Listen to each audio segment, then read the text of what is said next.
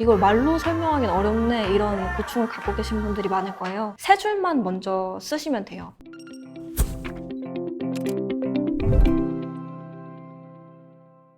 안녕하세요. 크레용팝의 크레용입니다. 오늘은요, 시나리오 작가님을 모시고 한번 이야기를 나눠보도록 하겠습니다.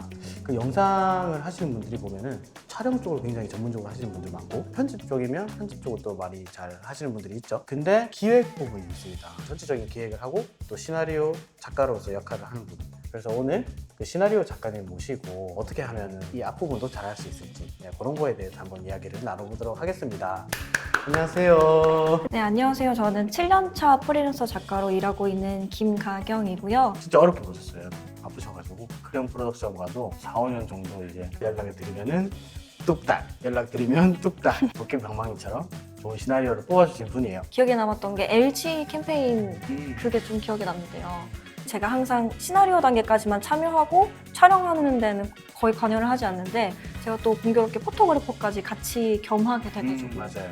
약간 정체를 숨기고 사진 찍으면서 이 현장까지 봤던 재밌었던 경험 중에 하나였던 것 같아요. 그거 진짜 재밌었군요. 네, 그때 재밌었던 게 남자아이가 좀 대사를 어떻게 해야 될지 현장에서 많이 고민을 했었는데, 현장에서 다른 대사 하면 어떻겠니? 하고 갑자기 제가 관여를 해가지고 맞아요. 근데 갑자기 포토그래퍼가 나서가지고 막 이렇게 대사해보는 게 어떠니? 이러는 거예요. 그래서 제가 황급하게 이분이 사실은 여기 작가님이라고 이렇게 소개해도 기억이 있습니다. 그래서 되게 재밌는 대사로 나왔어요.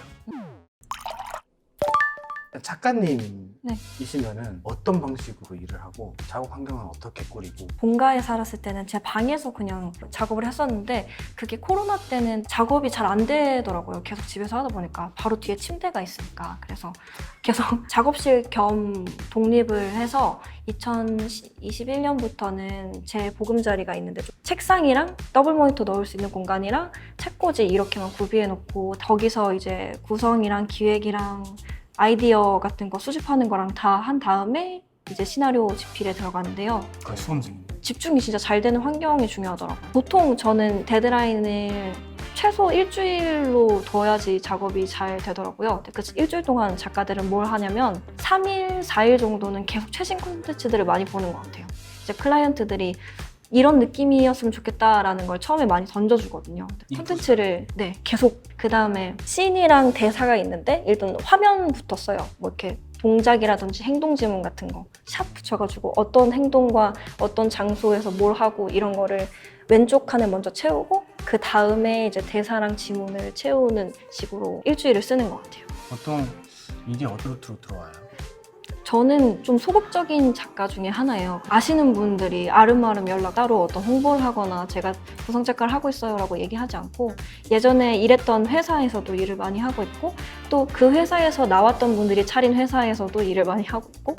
전 회사 이야기가 나와서 그런데 네. 뭔가 조금 더 넓게 했을 것 같은데. 네네. 기획적으로 네. 어떤 식으로 일을 했었는지. 이전 회사가 제안서를 내고 그 어떤 프로젝트를 수주하는 컨텐츠 회사였거든요. 그래서 제안서 작업부터 배웠던 것 같아요. 그래서 제안서에 들어갈 좀 짤막한 시놉시스 형태의 시나리오를 많이 쓰면서 단시간 내에 시선을 끌만한 시나리오 쓰는 법을 많이 배웠던 것 같아요. 섭외도 작가가 했죠.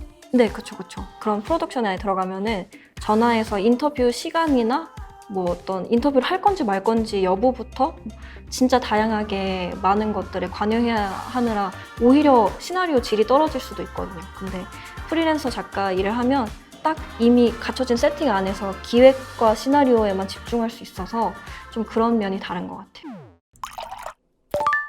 이 영상을 보시는 분들이 촬영이나 편집 작업 많이 하시는 분들이 많거든요. 그런 분들을 위해서 간단하게 드릴 수 있는 기획이나 시나리오 꿀팁? 머릿속에 생각나는 상이나 어떤 스토리라인이 있는데 이걸 말로 설명하기는 어렵네 이런 고충을 갖고 계신 분들이 많을 거예요. 근데 로그라인이라는 게 있어요. 세 줄만 먼저 쓰시면 돼요.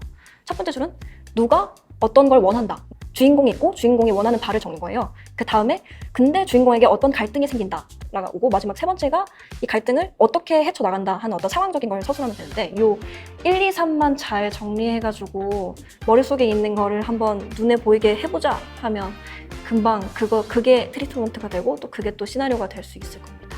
근데 그 로그라인 진짜 좋은 게 뭐냐면 넷플릭스 다들 구독 많이 하실 거예요. 근데 넷플릭스에 프로그램 소개 한 3줄짜리 한 3-4줄짜리 있거든요. 그게 로그라인이에요. 그런 로그라인이나 뭐 시놉시스 작업을 다 거쳐서 시나리오를 쓸 때는 저는 시나리오 자체의 작품성보다는 소통이 원활하게 됐는지를 되게 중요하게 생각해요. 그래서 그 문장 자체의 미사 요구를 빼고 행동 지문을 확실하게 쓰는 편이에요. 슬프게 운다 이런 것보다는 뭐 손에 주먹을 물고 운다 이런 식으로 확실히 눈에 보이게 쓰는 편입니다. 그런 뭔가 좀 더 구체적인 표현 이런 것들로 이제 써야 된다는 거죠. 네, 그렇습니다. 소통하기 좋고 네. 표현하기 좋고.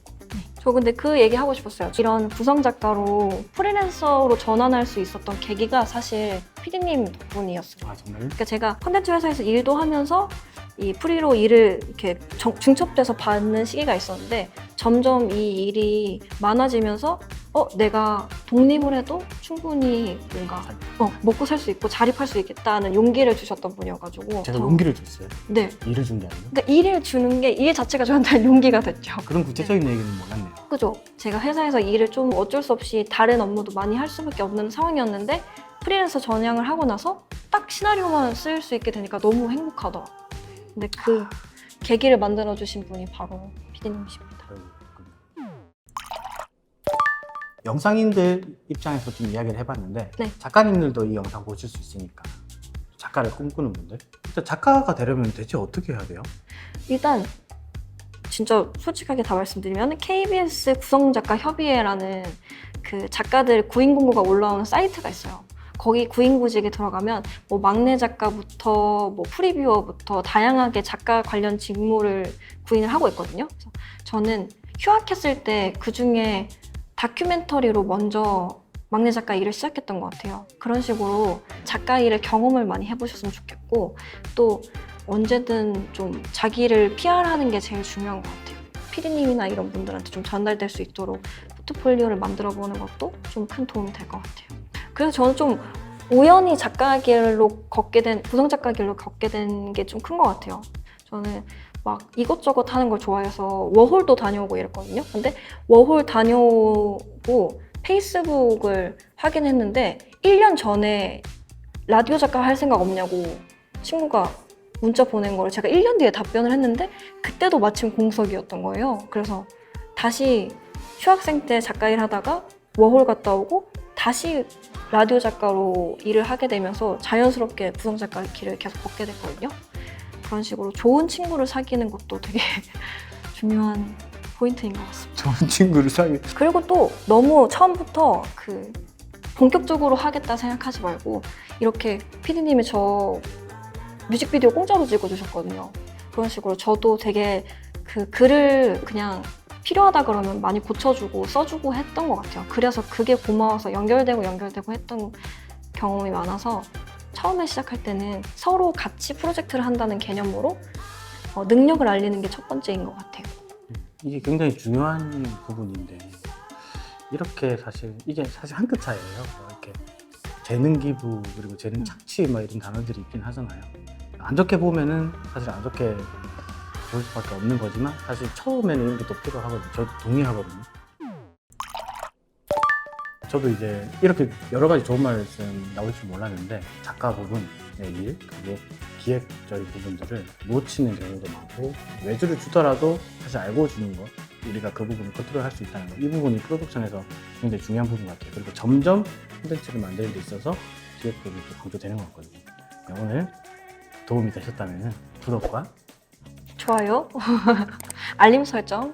좋습니다. 네, 이렇게 한번 해주시면은 앞으로의 저희 영상 제작에 도움이 될 것 같습니다. 네, 그러면 여기서 인사드리겠습니다. 안녕.